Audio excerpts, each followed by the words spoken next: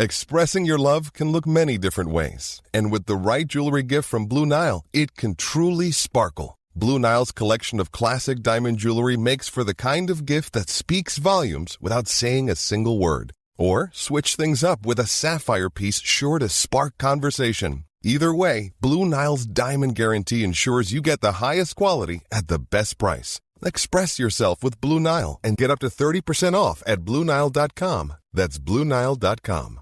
Hey, I'm Ryan Reynolds. Recently, I asked Mint Mobile's legal team if big wireless companies are allowed to raise prices due to inflation. They said yes. And then when I asked if raising prices technically violates those onerous two-year contracts, they said, "What the f*** are you talking about, you insane Hollywood ass f- So to recap, we're cutting the price of Mint Unlimited from $30 a month to just $15 a month. Give it a try at mintmobile.com/switch. $45 upfront payment equivalent to $15 per month. New customers on first 3-month plan only. Taxes and fees extra. Speed slower above 40 gigabytes. See details.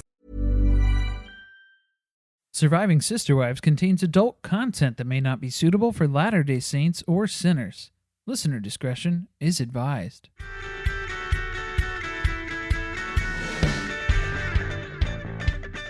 Hello and welcome to Surviving Sister Wives, the podcast where a monogamous couple drink heavily while recapping Sister Wives on TLC. I'm Corey. And I'm Carly, and this is Season 15, Episode 2, Felons No More. Legalize it. Gotta do it. Now we're out the game. We're not in the system anymore. This is exhausting that we're still talking about the same topics that we were in the very beginning of this show. It's very strange, yeah, to kind of relive it all. Especially since we just spent most of this off-season already going through this content before. Seasons 1, 2, 3, and most of 4. Also, are they actually felons? No, I think that's like stolen valor from actual felons. Kody likes to think of himself. I wouldn't classify them as hardened criminals. No? You don't think so? I don't think so. Robin doesn't look like she's ready to shank somebody at any moment? No, I wouldn't say so. I mean, she's got to get a neck tattoo or something at first, but... Well, they've got plenty of room. Gonna have to go through a couple needles to get that one done.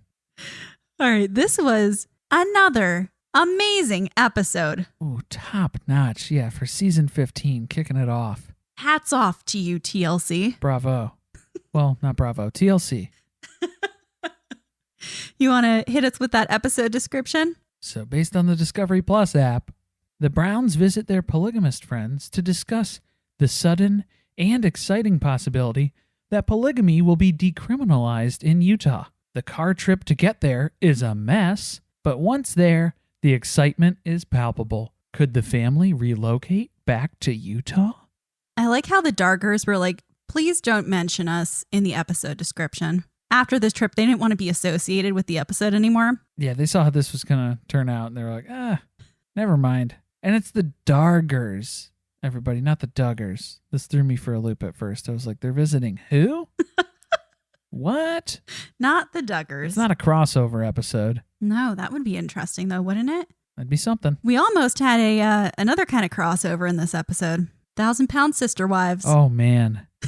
Save that one for later. I have notes. I got worried. But in the meantime, yeah, let's go ahead and hear Carly's episode rewrite description. Kody starts planning a move to St. George. Christine drives through a construction site to prepare for a family road trip. Meri tries to wipe in peace. The Dargers sense the Browns are a little stressed. A little stressed, to say the least. And dear God, please let Meri wipe in peace. They're like, wait, what are we here to talk about being decriminalized? Because I think the Browns could benefit from something else. Take the edge off a little bit. Hashtag legalize it. All right. Before we get into this amazing recap, just a reminder that if you are here, you're enjoying the podcast, you're liking what you're hearing, leave us a review. Helps the podcast, and we like to read what you got to say. Also, don't forget, we live tweet the episodes every Sunday night at 10 o'clock Eastern on TLC. We'll be watching right along with the live broadcast there. So don't miss it. Follow us at surviving_pod. Gifts on gifts on gifts. Lots of gifts. We bring the gifts. All right. So we open at Meri's house and everyone is gathering here so Kody can talk to them about a trip to Utah. Yeah, I don't know why Kody keeps going full Borat when he's talking about this too. He keeps talking about meeting with my wives. There have been a couple of instances of that. There was 2 this episode. That was how we opened this episode, was Kody's meeting with my wives. I appreciated that Meri has kept this couch set. This is the sushi restaurant lobby, as we like to refer to it, in really great condition. It's held up from all the moves, just last season alone. Good Lord. And all the lack of people that come to her house to sit on it. I think that's where it evens out. Yeah, the amount of moves, I mean, you're bound to get some dings, dents, and scrapes here and there, but as far as normal wear and tear, she's miles under that. She also had a photo frame of her and Kody on the end table next to the couch.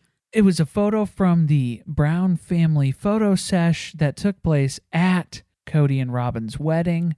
So that was the Meri family photo. It's Meri, Kody, and Mariah. Do you think that she just like sets that out when they come over? Oh, Meri's staging? Yeah, she stages the house for when the family comes to visit. Staging the house for family visits. Got to put the margarita glasses away. Exactly. The salt goes back in the cabinet. Clean up the wet bar. Dry it off. Put the photos out. Ready to go. And then here we are. Now we're going to talk about this upcoming trip to Utah. We're going to go see our old pals, the Darger family. Very politically active, trying to decriminalize plural marriage in Utah. I'm surprised that they still want to see the Browns after this, because wasn't it their lawsuit against the state of Utah that kind of spun this out of control again? It backfired a little bit. A little bit. You could say that. So, well, it's good that they're still friends with them. So, yeah, they're going to have plenty to talk about here, I suppose. So at this point, we've only got Meri and Kody and Robin, who have coincidentally arrived here together. I guess Kody was over at Robin's before they came to Meri's, I assume. That's out of the norm, isn't it? So if you're keeping count, you can keep that one going. And somebody is knocking on the door. And without a beat, without looking up from his phone, because of course he is staring at his phone intently as if Christine were here, he just invites whoever is knocking on the door to come into Meri's fucking house. Come on in. I assume it's somebody we know. I was insulted for Meri. You are a strong, independent woman. You are an independent woman who has no man, and now your ex-husband, essentially, yeah, is inviting people into your home. I think it's odd. This is your house. You control the door. She's the one who knocks. You are a guest here, sir. So Janelle comes in. She's recapping our quick lunch conversation that we had from last week. And it turns out that nobody, and I mean nobody, has followed up on that conversation at all. I guess we just pretty much said everything that needed to be said in that encounter, and we left it there. Well, you know, they did the same thing with the house. When the house presentation happened last season, no one talked about it for weeks. We're just going to go home and ignore it like it never happened and just continue living my life. That's what I plan to do.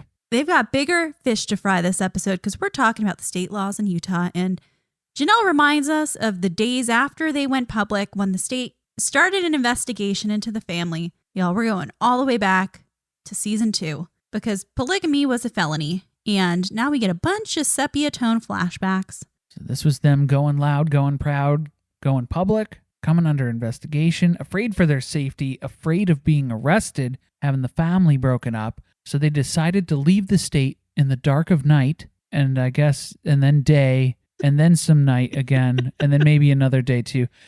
So basically under dark of nights, plural, or just general dark of a weekend, I guess, would be a good way to sum that up. So they sued the state, because what else do you do in this circumstance? And they ended up winning, at least for a period of time. For a year, polygamy was decriminalized in the state. And then their lawsuit was appealed and overturned. And the state then passed a new law, making it a third-degree felony. So you're welcome? So don't poke the bear. Do not sue the state that you used to reside in, get the win, and then expect that to hold up. Because, yeah, they got it on appeals. This isn't their first rodeo. But now that law is being revised to exclude families like the Browns who choose to cohabitate for religious reasons. So that's why we are here today. Good stuff. Well, the other reason why we're here today is because we're trying to decide for this drive to Utah. Should we drive together? Should we drive separate? What's the plan? Let's figure it out. They decide that taking one car makes the most sense, but Christine is not here. Apparently she's in Phoenix for quote unquote work, whatever that is. So Kody says they need to give her a call first. Got to get her buy-in on the one car. We know she's not big on the one house. Is she big on the one car? We got a conference caller in, so we're looping her in. We got her on speakerphone. We're going to set that off to the side. And Cody's already starting with what seems like excuses, I guess, about how he needs to drive back that night for work. So he's only trying to make this like a one-day trip. Which is why on the couch, Christine isn't even into the idea of the entire road trip. This is some spontaneous thing that Kody has planned all in his own head. It's all to have a conversation. Basically, this meeting could be an email. Essentially, that's what's going on here. Yeah, and Kody is just overcomplicating everything. This is just yet another thing on the list that he is taking to an extreme level that it does not need to be. Let me disrupt everybody's plans for the weekend because I want to go have a conversation and have it filmed. Is this when Kody points out he wants to see the Darger family in person, eye to eye, none of this bullshit video conferencing stuff. Because who the hell does that? That made me laugh so much. You don't know yet, Kody, but it's coming. Well, it's good that they did get this out of their system. They got this out of the way. Get all of your in-person meetings that you can now, because there's going to be plenty of video conferencing this entire season. I'm sure it's only a matter of time at this point. Now, Robin recaps her season 3 stance on this whole law and how it actually makes it harder for plural families experiencing abuse to seek help. I did like that she stood up to Kody and said, these things really happen, Kody. Not every family is like ours. Can't just sweep it under the rug. So there is a need for some type of law to be in place. They're in agreement with that, but they're ready to be able to go back to Utah potentially, or at least Kody is. They do all agree that some legislation should be in place here. And the other thing that they all agree upon, at least initially, was that thank God we didn't move to St. George, Utah. Otherwise, we'd be caught right in the middle of all this mess, this back and forth. We are felons. We aren't felons. What are we? Well, flashback to Kody's easel presentation in Vegas where he is selling everyone on the move. Was that Kody or was that Sammy Hagar? I thought they paid him a day rate. He came out to do a private show, just do a couple of slides. Oh my God. I did not, you don't realize season after season, the hair evolution that has occurred here, but it was so much worse at one point. It's hard to remember. Yeah, it's strange to think of this season as an upswing for him, but I mean, in comparison. Because every iteration of his hair has been bad in a new way. Just different bad. This is when Kody's going into great detail here. It's so great that we didn't move there. But wouldn't it be cool, though, if we could go back and it's like paying a parking ticket instead of being a felony? Wouldn't that be cool, though? Just like in theory. Not that we would move back, but like if we did move back and we could just pay a ticket, wouldn't that be awesome? The reactions to this, priceless. There are looks of confusion. Some of the wives literally have open mouth stares. Everybody's got flippin' whiplash because we just went from, isn't it great that we didn't move there to, but like, what if we did move there? But it would be cool to have that as an option if you only need to pay a ticket and it wasn't a felony. That'd be nice to have that as a choice. And then the camera gets this shot of Kody's phone propped up on the coffee table. And Christina's still on FaceTime, which I did not realize. Yeah, we forgot that she was on the phone because she had to mute really quick because she's actually really excited. She had to hide her joy at this proposition of moving back to Utah. Apparently, this is something that Christina is all for, and she is sitting on it because if this actually gets passed into law, she plans on bringing it up to the family that she would want to move back to Utah because she doesn't think that Flagstaff has been great for them, and it doesn't feel like it's home. Cut to Janelle, who says she's flourishing here. So you know what, guys? Just sign the deed to Coyote Pass over to me, and I'll stay here on the land, and I'll be happy. For all the land, all the houses that we've bought, why not? Just sign them over to me. I'll take care of it. I'll visit sometimes, maybe. Because then I love that this is when Kody reminds his wives, no. I'm not seriously proposing a move to St. George, just so we're all clear. We're on the same page, okay? But then he confesses in his solo interview that they weren't able to move back to St. George, and that was one of his biggest regrets in life. What? What? He totally is thinking about it. You absolutely are planning this and plotting this, sir. You know what the problem is? The problem is that Robin hasn't said she wants to move to St. George. He's waiting for approval. If we get her buy-in, We'll all be loading those U-Hauls back up. So it's a good thing she hasn't at this point, for our sake.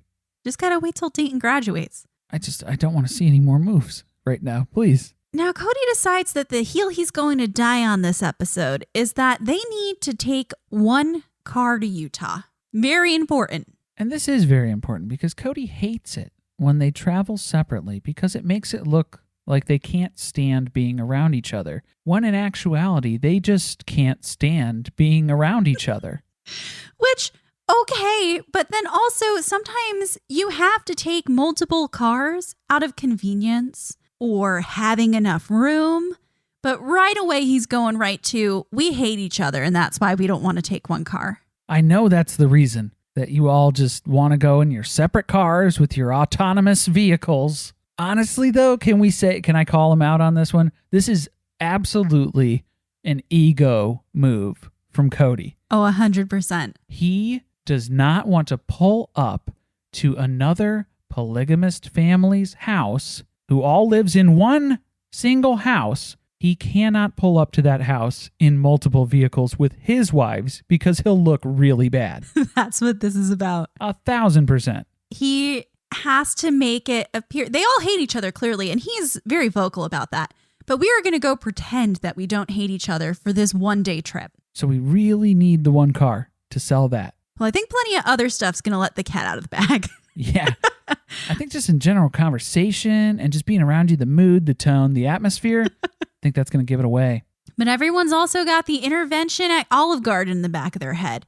So maybe this is a good way to spend more time together. We were just talking about that, even though I'm not going to bring it up and reference that because I don't want to get pulled into that conversation again. I don't want anyone to know that I remember what happened. No.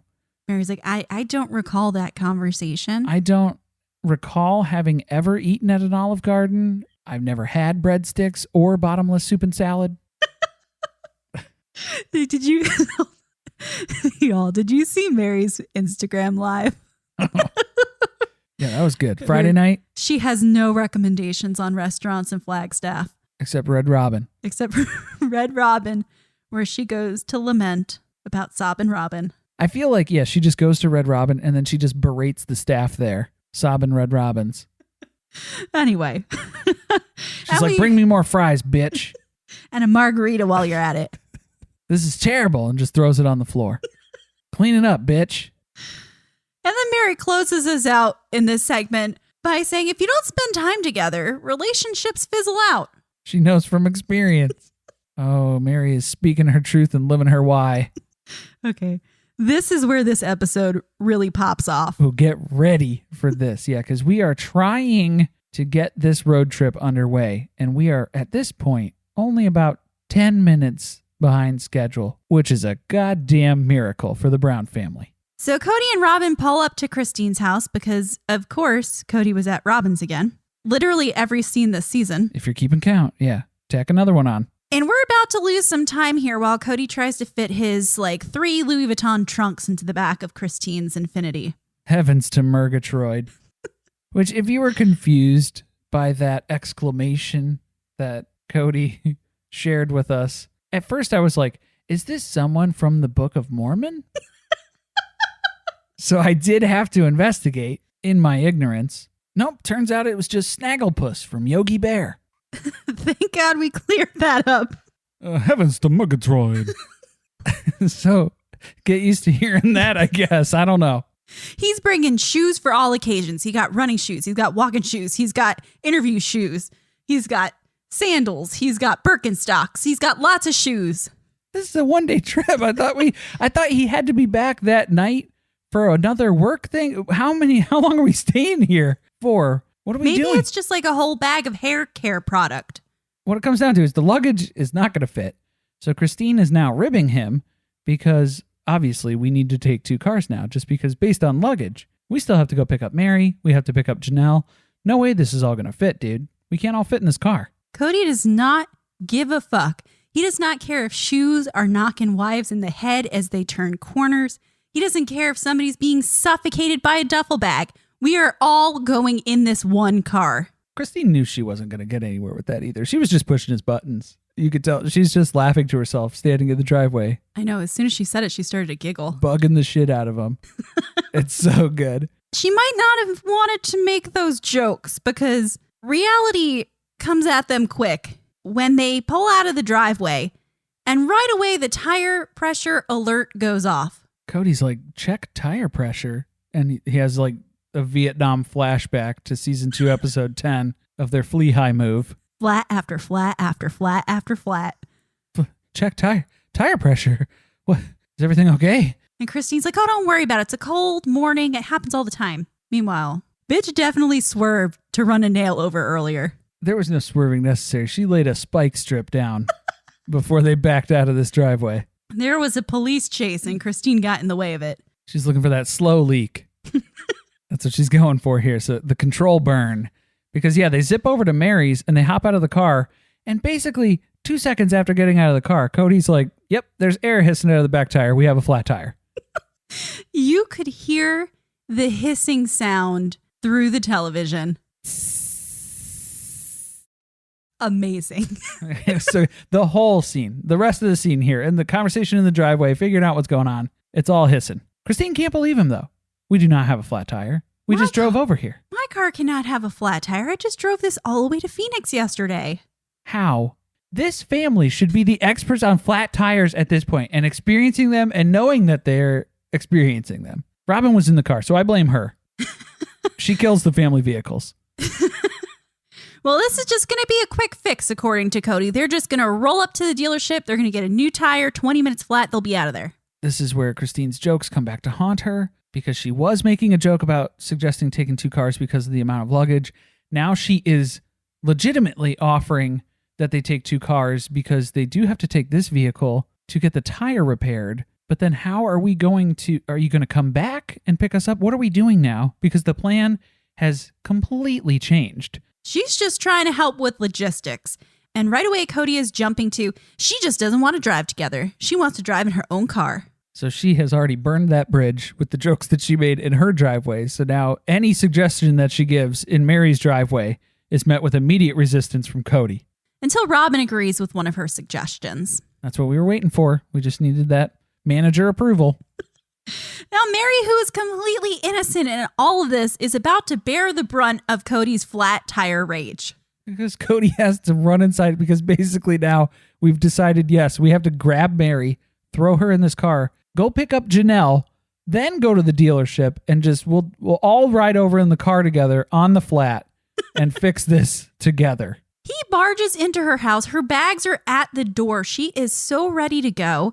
And he can't find her. So he is cupping his hands around his face. He is yelling like he is out in a field somewhere. And there is no response. It's just echoing around that big cathedral ceiling living room. Meri! Meri! Apparently, Meri had the fucking nerve to try to take a quick bathroom break before she got in the car for an 8-hour road trip. She didn't know the storm that was arriving at her door. Because like you said, yeah, she had her bags all packed. They were sitting right there by the door, which I think is a regular thing for her now. But it also just happens to work out really well because she was going on this road trip.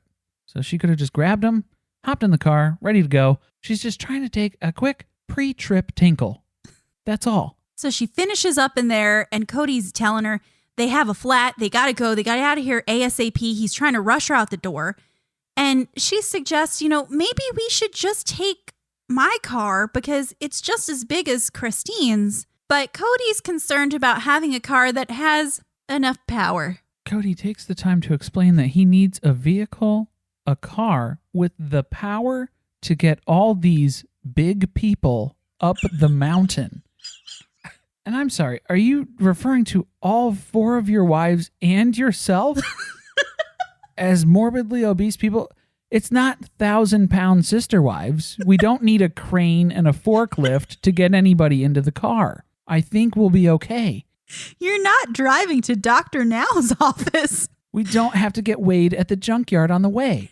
I'm confused. It's he thinks that the vehicle's going to roll backwards down the mountain. It's like that's what the emergency brake's for, man. You'll be all right. So now he's yelling, let's go, let's go, let's go. And Meri's like, what the fuck? I've been ready for an hour. Where are you coming at me from? Yeah, on this way. And Kody's pissed because he thinks that they're all trying to let the tire go flat. Of course, everybody's against him. He's blaming the bureaucracy of plural marriage for allowing his tire to go flat. That's the conspiracy here. Here's a quick lesson. You should not be driving on that tire at all. As soon as you hear it hissing, it's losing air. It's not fit to drive on. You know what it was? He did not want to take every single piece of luggage out of the back of that car to get to the spare, because I'm sure the spare was underneath like the back of the trunk. Oh, it's buried now. Oh, it's in there. And you're going to have to dig that out? I don't think so. And the other thing too, Meri suggesting taking her car. That would be a very logical step. It's the same size as Christine's. I can't say what type of car Meri has though, but maybe it's not as impressive as Christine's brand new vehicle that they're trying to roll up in. He is very committed to taking this expensive vehicle. Feel the need to point that out. Again, we can't roll up in multiple vehicles to our polygamous friend's house because that'll be a sign that something's wrong with our family. We also need to roll up in a nice $75,000 vehicle A luxury SUV. That shows clearly we're doing fine. We're doing great. Meri has barely gotten in the car and she's like, I really wish I'd just flown. Why did I let them talk me into a road trip? Yeah, she's definitely taking the brunt of this, for sure, of the frustration that's happening now. So much has already happened that I forgot we still had to pick Janelle up. Yeah, because we're just adding stops here along the way. And she is already out at the end of the driveway just waiting for them. She's got all her bags in her hands. She's ready to go. Janelle, VIP, 2 weeks in a row. Season 15, she's still the VIP. Because they zip over to Janelle's to pick her up, not even slowing down. They just want her to jump into the car, just tuck and roll. Come on, just grab onto the luggage rack on top, and we'll drag you along. Got to keep moving. Can't stop the car. Can't stop the car. We got to go fix this tire. Might want to get a running start. Yeah, because then that's what killed me. I was like, oh my God, she's standing at the end of the driveway. They must have called her or texted her or something. No, they roll up into her driveway. She does not know the flat tire situation. I'm sorry. It had to have taken at least 15, 20 minutes to drive from Meri's house to Janelle's. Could somebody pull out their phone and call Janelle and give her a heads up on this scenario? I guess not. And Kody is such an asshole to her. She doesn't know what's happening. She's just being thrown into all this, just like Meri was. And he's tossing her luggage into the back and rambling about how, don't worry, it's all going to work out fine if you don't micromanage me. Just get in the car. But again, if she didn't get a phone call or a text, she literally planned her morning routine was just, I'm going to stand at the end of the driveway with my bags until they show up and I can get in the car. That was it. That was what she was planning to do originally, not even in this emergency situation. That was her baseline plan. So Janelle, VIP. She knew it was going to be a drive-by. Definitely going to be a drive-by pickup. MVP. Now, Kody's attempting to close the lift gate without using the button on this fancy-ass car. Okay, to be fair, this fucks me up too. Especially on newer minivans. I grew up with an old Dodge Caravan that was like 20 years older than me. And that thing, you had to drag that door open, slam it shut, and make sure you didn't catch your fingers in there.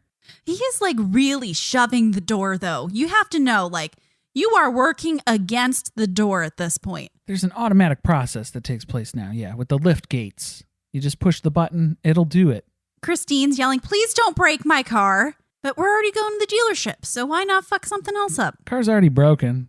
They're going to take a look at it anyway. Just let all the luggage roll out the back on the way to the dealer. It's fine. Get in the car. Then in his talking head, Kody says, great, this is going to be fun traveling with a bunch of bossy women. Mind you, no one is bossing him around. No. At this point. People have thrown out suggestions to try to counter his lunacy. And he's being an idiot, and he's making terrible decisions, because Janelle's initial suggestion too was like, oh, if it has a flat tire, why didn't you fix that first before you came and got me? Or like, I could have maybe gotten dropped off and like met you guys over there. You know, like, why did you still come here? No time to explain it. Get in the car. We're going. So they're on their way to the tire shop and they're making jokes about how maybe they should just call Nancy, the old family therapist from back in Vegas. Maybe she could just come for a ride. Meri's offering her lap as a seat. They can make it happen. There's room. That would have been a really interesting episode. Hey, I'm Ryan Reynolds. At Mint Mobile, we like to do the opposite of what Big Wireless does. They charge you a lot, we charge you a little. So naturally, when they announced they'd be raising their prices due to inflation, we decided to deflate our prices due to not hating you. That's right. We're cutting the price of Mint Unlimited from $30 a month to just $15 a month. Give it a try at mintmobile.com/switch. $45 upfront payment equivalent to $15 per month. New customers on first 3-month plan only. Taxes and fees extra. Speed slower above 40 gigabytes. See details. Meanwhile, we make it to the tire store. We kind of limp our way there. So we get this tire off, and they're going to fix it up here in the shop. Robin is pushing a minivan agenda on Kody at this time, but Kody just doesn't think they're cool. He's not into the idea of the minivan. I wonder why. Why am I going to take your little minivan when I can take this luxury SUV? Again, it comes down to the image. It's that decision behind the decision. We got to take one car, so everyone's got to fit in the car, and then it's got to be the most expensive one that we have. Minivan, not as good. Doesn't meet the criteria. No. So this one, Christine comes out. Turns out this tire is fucked. You could tell because she flew out of that tire shop like a bat out of hell. I could tell on the look on her face. I was like, this is going to be bad news. And also because you shouldn't drive around on a fucking flat tire. You're going to ruin it because you can't just drive around on a flat tire and then take it to the shop and then have them fix the tire. If you had put the donut on and not driven it around on a flat, yeah, they might have been able to patch it, fill it back up with air, throw it back on there. You'd be fine. But when you drive around on a flat, you bend the rims. It is now unrepairable at this point, or whatever damage, whatever hole that was there, it's too big to patch. Whatever's going on with this tire, it's done. And turns out they don't have another tire in the right size. Shocker. So this is not a 20-minute fix. Surprise, surprise. And now we've got all 5 adults stranded at the tire shop. Stranded at the tire shop. But don't worry, we've got a backup plan because Kody has had a sudden change of heart, and now he's all in on Robin's minivan. May it be noted that Christine did throw out this suggestion about 45 minutes ago when they were standing in her driveway when she raised the concern about the luggage fitting. Why don't we take a vehicle that will actually all fit? Kody wasn't here for that. Yeah, how infuriating is it that they actually had a car that was larger? That would have solved all the problems that they've had today and experienced already. Yeah. What a novel idea. But you know what? Maybe the 2-car thing, okay, Kody's not on board. Maybe we didn't need to do this trip at all. Just throwing it out there again.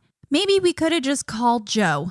Maybe we do that now. Yeah, Christine is on thin ice now. She is pushing the limit because she has run out of irritant on the 2-car idea since we're going with the minivan thing now. So now she's basically saying, we don't really need to go and do this in person. Let's go ahead and strike that. Honestly, if this is the way one of my road trips had started, I'd be like, fuck it. We're just going to tell them we're not coming. I'd be like, sorry, man.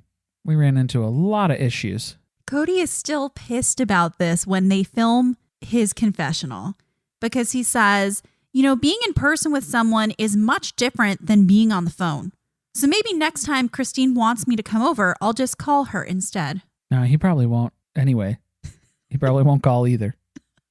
So don't make promises you can't keep, Kody. And now magically, they're all in Robin's van. Somehow production must have taken care of that because we did not address the fact that we now have 5 adults who are stuck at a tire shop without any other vehicle to transport them back to Robin's house to get the car. Again, Kody's genius plan playing out here. And this thing looked so much bigger. There's so much room. So much better. So comfortable. You don't have to squeeze 3 wives in the back seat. I don't know. We'll see if it has enough horsepower to get up the mountain. Yeah, we might need to have Vin Diesel throw in some NOS in the back there so we can jet up to the top.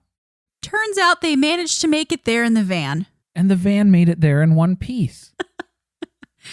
It was apparently an uneventful ride because we did not get to see any of the footage, but Janelle claims they had lots of great conversations. Great conversations all along the way. I guess they had Christine's car loaded up with the GoPros, and then they didn't get to switch those out into the minivan. So maybe this was all strategically played by the Brown family so they couldn't film these conversations, or just the 8 hours of silence to Utah. Now we get to meet the Darger family. Let's call them the fucking Duggars. It's too close. We have Joe. He is married to 3 wives. You've got Alina. We've got Vicky. They were the original wives. And then we got wife number 3, Valerie. She came around some years later after she got divorced. and married Joe. We get a little family connection here because Vicky and Val are sisters. Sisters and sister wives. Christine has to stress that this is totally normal in their community, having friends who want to marry friends' husbands and sisters who would like to marry sisters' husbands. Totally normal, totally acceptable. Don't judge them. Janelle backs that up because we know she has no issues marrying siblings. Janelle is just as cool with this as you would expect. Yeah. Don't knock it till you try it. So the Dargers have 9 kids who are still living at home with them, the youngest of which is 6. And they have a bomb-ass house. This house is dope. Explain to me, everything in this house looks expensive. And it like doesn't look fancy. like children are here. Top notch, fancy. Well, I mean, a 6-year-old kid, that's different. They're basically a human at that point. Here come the 1-star reviews. Well, I'm just saying, like, you know, having a toddler running around, smashing into stuff, they don't really understand spatial reasoning, understand what's going on, social interaction. This chair is from Crate and Barrel. Stay away from it. Yeah, don't smear chocolate sauce on the wall. Just those types of social boundaries. Right? Remember the white walls in Kody's house? A lot of white walls. Robin was concerned. I can't have another baby here. Speaking of, Kody jokes with Joe, asking if it's time for them to grow up and stop having kids because he's considering maybe they should have one more. And then we get a shot of Robin giggling and twisting and turning and twirling her hair, thinking that she still got that 30-year-old uterus that she had back in season 1. Yeah, there's a couple more miles on that thing now. Explaining football to the friend who's just there for the nachos? Hard. Tailgating from home like a pro with snacks and drinks everyone will love? An easy win. And with Instacart helping deliver the snack time MVPs to your door, you're ready for the game in as fast as 30 minutes. So you never miss a play or lose your seat on the couch or have to go head-to-head for the last chicken wing. Shop Game Day Faves on Instacart and enjoy $0 delivery fees on your first 3 grocery orders. Offer valid for a limited time. Other fees and terms apply. If there's one thing that my family and friends know me for, it's being an amazing gift giver. I owe it all to Celebrations Passport from 1-800-Flowers.com, my one-stop shopping site that has amazing gifts for every occasion. With Celebrations Passport, I get free shipping on thousands of amazing gifts. And the more gifts I give, the more perks and rewards I earn. To learn more and take your gift giving to the next level, visit 1-800-Flowers.com/ACAST. That's 1-800-Flowers.com/ACAST. But then we get whiplash because in her talking head, Robin claims that she doesn't enjoy this type of conversation because it's obvious they're talking about her reproduction because the other wives are done having kids at this point. It's not about you, Robin. We're talking about wife number 5. And that's something that Vicky and Joe are challenged with over on their family side as well because they're 6-year-olds making jokes about how she's going to find them another wife so that she can have a sibling. Get a little Meri on her hands. So this is where Joe was like, hey, have your kids start suggesting new mommies to you. That's a good way to do it. And Meri is just getting more and more distraught because first we had the baby conversation. She's clearly distressed from that. And now they're trying to outsource her only job that's left in the family of finding wives. Give her a break. Turns out, though, they're enjoying this time with another polygamous family. And in fact, Meri wishes that Kody had exposure to more polygamous friends and thinks that's something that they've really been missing in their lives for a long time, which is, I guess, why she thinks Kody has fucked this up so badly. That's the subtext. I mean, she's not wrong necessarily, but I mean, she wasn't really a great example, shining beacon here over the past few years either, necessarily. I think she'd blame a lot of that on him. They've all been living in the monogamous world too long. That's what it is. Things are getting a little awkward because the Dargers, they live in one house and they share a kitchen, which has always been a source of tension in the Brown family. And they start talking about how they want to build their dream home because apparently this beautiful house is not their dream home yet. And what does that involve? Of course, we have individual apartments for each wife. And then Joe wants his own bedroom, which gets a high five from Kody. Or fist bump, something on that line. Either way, Cody's jealous. And he wants that too now. So he's going to have to rewrite. Well, no, I guess it's just Robin's apartment. That's where... I was going to say. That is his own room. He spends 90% of his time at Robin's house. He has his own room. He has his own closet. He's not going to 3 different closets to find all his stuff all the time? You're not living that life anymore. That was years ago. That's not what's going on. Robin's got thoughts, though, because she thinks, if I've got to share my man with these other women and I got all this jealousy and things that I have to go through, he can suck it up and share a closet. My sister wife's closet, specifically. He'll survive. I could see the need for like a closet, but I don't think that you need a whole room. A whole room. Necessarily, yeah. Unless you're in the doghouse. Like, why couldn't it be an office with a closet? Let's maybe stop calling it a bedroom. I think he wants to sleep alone. Well, because, that was even strange, too, from the Biggie Housey talk when he's showing the plans, and then he's also throwing out his retreat cabin in the woods that he's going to do, too. That's just, like, his alone time. And it's like, what are you talking? What? You're doing what? You know the property that Kody and Robin bought for $900,000, which I'm always going to mention how much it was because I am petty. It has a guest house. So Kody's living the dream.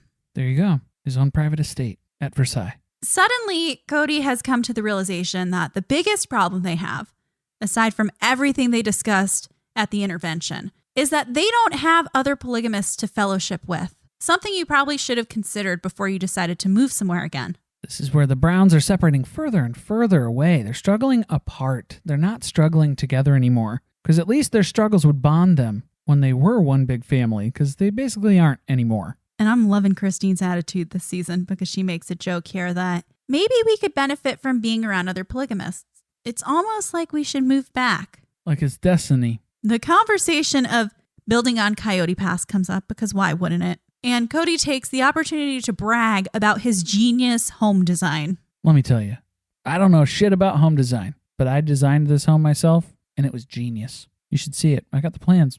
Oh, wait, no, those are in Christine's car. Damn it. And then switch it over into the minivan. Damn. Do you remember when we analyzed those last season? Jeez, it didn't make any sense. There were missing staircases. There were doors to nowhere. It was like a Sims house where you ran out of money halfway through. I think that was how I summarized it. It was far from complete. This was a half-baked idea. And now they're chatting about the dogma of needing to live together. That Kody now thinks that this is just a religious idea, a norm that's been established that isn't really a requirement for your plural family to function. I don't know how Christine got him to that point, but it's something he agrees with now, or so he says. Well, because Christine was taught her whole life growing up that if she's going to live plural marriage, you need to live in one home, but her parents didn't even do that. So her example of polygamy was separate homes, and it still functioned. It still worked until her grandpa got arrested or whatever and sent away. This whole story, the whole situation is really annoying and uncomfortable because Kody is clearly putting on a show for the Dargers. When he leaned over and squeezed Christine in a little hug there and admitted that it's their little struggle that they have, and it was like, wow, it's more than that, I would say. That's kind of glossing over it. She corrected him. It's more than a little struggle. More than a little struggle. He like physically pulled her over to like act like he was giving her a hug. It was weird. And Christine shares that this is still a conversation she and Kody have not hashed out. They have not had a logical conversation about the big house. Still, this is like a year later. And he's clearly been taking out on her the fact that he's pissed about it. That's how this whole thing started. Maybe they should have brought it up at Olive Garden during the intervention last week. He was ready to talk about the Biggie Housey at one point. Well, Janelle was ready to point to that as a solution to some of their problems, but it was like, no, but that's not what we're talking about, because Christine would have picked up and left. Well, the Dargers seem to agree with Janelle because the Dargers say that one house has more pros than cons, and that spending so much time together actually has created compassion between their sister wives. And they actually wonder how much time they'd actually get together if they lived separately. It was interesting to see them point out, too, living together means that you have to deal with this everyday stuff. You can't just ignore these little annoyances and go about your daily life. You have to address things. You have to face things. So this was all things that the Browns learned and came to realize last week at the family intervention at Olive Garden. But they're still not addressing this. They're still not dealing with this. Robin complains in her talking head that she feels like she's a stepmom, and it's a real source of sadness for her. I believe the phrase she used was, it pricks her heart. And Janelle points out an example of how her kids interact differently with different moms. For example, they'll go over to Christine's house and they'll just open the fridge, but they don't feel comfortable to do that at Robin's house because they've never lived with her. They did live with Christine, so they have kind of had that experience of just walking into her kitchen and raiding the fridge. But honestly, if we're talking about this here, where Robin's saying she's so upset that she doesn't have this level, this connection with the kids, and it's like, okay, well, what are you doing to make your home an environment where those kids are comfortable to come over and do that? I don't understand how they spent years in the cul-de-sac and she was not able to foster that type of relationship. I mean, some of that's on you. You're the adult. Do you just have really bad food in your fridge and the kids don't want it? Like, do teenagers not want it? Maybe get some food that would interest the teenagers too, that, or not even teenagers, like anybody in the family, and just have some stuff on hand, maybe. I don't know. But what about Meri? Well, nobody goes to Meri's, so we don't have to worry about that. We're still talking about this stupid big house, and Robin, who didn't make any decision at the time. If we go back to last season, she never said if she was for or against it. We didn't get anything solid out of her. But now she's telling Joe she's trying to make peace with the decision that was made, which I feel like is a very convenient answer. Yeah, it's kind of implying that you didn't have a hand in the decision and you're just dealing with the fallout. That's exactly what it is, because she wants Kody to be mad at Christine. And this is also very interesting as well as far as playing this out, because this is just a case where Robin just agrees with whatever majority is in the room. So for this discussion, for this topic at hand, one house is good. So she's saying, yeah, I wish we could have one house, but we've already decided against it. So I'm just kind of dealing with the way things are and moving on with that. But I'm a victim in all of it too, because I'm never going to get to experience that closeness. I'm never going to have that one family, one home experience that everybody else got to have. Meanwhile, all of last season, at every single discussion, she did not voice any of this. She did not make that known because it seemed like most of the wives were not on board with one big house. So she had to fit with the majority during those conversations and agree that maybe it isn't a great fit for them. They can still do this successfully in separate houses. Why not? She's sneaky. I see you. I see you, Robin. Now Kody gets emotional because how could we talk about this topic without him making it about him a little more? And he says he feels like he's done a poor job with his family because they don't even want to live in one house together. And that's a reflection on him. Some fragile masculinity right there. Joe tries to convince him, no, that's not it. But then outside, Joe tells the camera that it seems like losing the community that they used to have has really impacted the Brown family. Yeah, I'd say that's pretty accurate. And it kept throwing me off too, because when they cut to Joe outside on the porch, he had shaved his beard off. So at the table, I didn't even notice that. He had a big old beard, and then he cut to him out on the porch and he's clean shaven. Kept throwing me off. I was like, was this after? I guess. It had to have been. The Browns left. He took some time to think. He shaved, and then they came back out and did their exit interview, where they completely read them. Yeah. Something's off with this bunch. Now, Kody's debating, what should I do? Do I just get over the big house? Do I forgive the whole situation? Do I say, so what? We're not going to live together. I don't know. Seems like you're going to have to, man. This is the point where the wives start losing their filters, because they're moving the conversation here over to the living room. And Kody's joking about being a puppet with 4 strings where each wife has a string. And Christine's like, are you sure it's only 4 strings? I think you have like 25 strings. Now Meri's getting shitty too. She's like, I don't ever ask you to do anything. So you better minus 1 string off of whatever that total string amount is. Robin's realizing that she better intervene quickly before this escalates. So she literally throws her body between Kody and Meri so they cannot see each other anymore. She's going about this like you would normally handle with a toddler, a 2-year-old. She's taking the peekaboo method here, where she's trying to break eye contact between the two subjects and make it seem like they no longer exist now because you can't see them. This is the point where if you actually start closely watching the Dargers, some of them are starting to look a little put off. The concerns are real. These are not the same people that we hung out with 10 years ago. And I don't know who I invited into my living room today. But we're finally going to address the topic they came here to talk about. We're here to talk about the bill that was just signed into law by the Senate in Utah. And Christine points out, isn't this funny? We're all felons together here in this room. Just sitting here with fellow felons, talking about laws. This was such a small part of the episode that, yeah, this could have been a Zoom call. Yeah, if this is what Kody really wanted this face-to-face to be about, we probably could have called him. It seemed like it was more for him to reinforce the idea that the big house was important. Yeah, I mean, I get that having some FaceTime there, you need to kind of recharge those batteries there. You haven't actually been around other polygamists in a while, so I guess I kind of get it. But I mean, as far as the actual content that we got out of this conversation, the facade is breaking at this point with the Browns.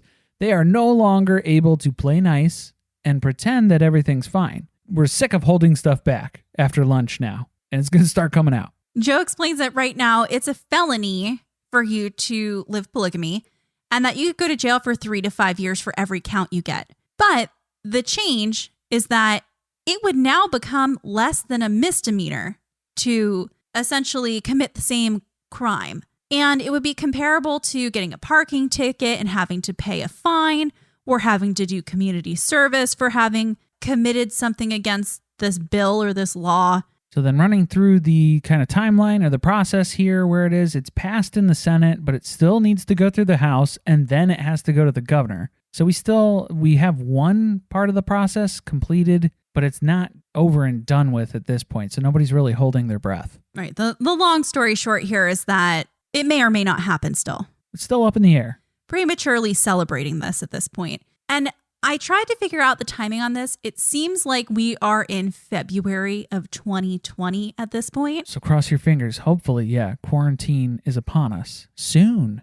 And then we hear some more stories about polygamy and people being arrested and things that we've heard for so many seasons at this point that it wasn't interesting to listen to. We hear the story rehashed again about what happened to Christine's grandfather and how he tried to live in the open, but in the end that kind of backfired on him. And this is basically where the Dargers are like, okay, good talk. Nice seeing you. Please leave now. You guys have to be back, don't you? Oh boy, look at the time. I think you should probably hit the road. You don't know how many flats you may get. You might want to leave a little early. Yeah, here's the air pressure gauge for your tires. Might want to just do a quick walk around before you take off here. They claim that it was nice to see the family and they wish they could spend more time with them.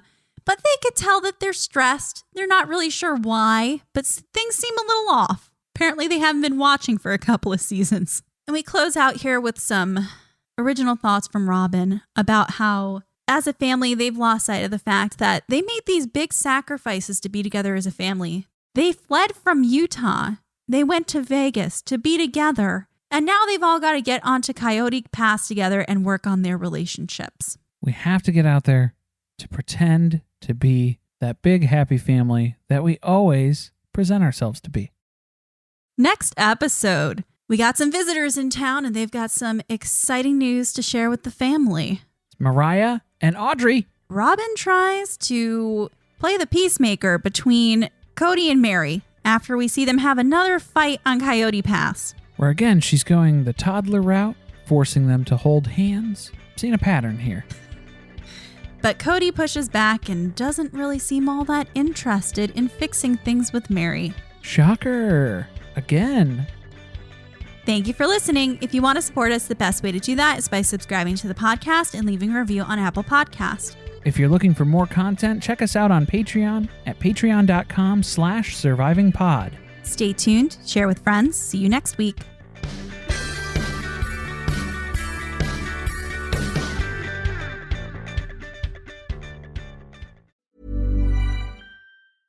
$1-800-Flowers.com knows that a gift is never just a gift. A gift is an expression of everything you feel and helps to build more meaningful relationships. 1-800-Flowers takes the pressure off by helping you navigate life's important moments by making it simple to find the perfect gift. From flowers and cookies to cake and chocolate, 1-800-Flowers helps guide you in finding the right gift to say how you feel.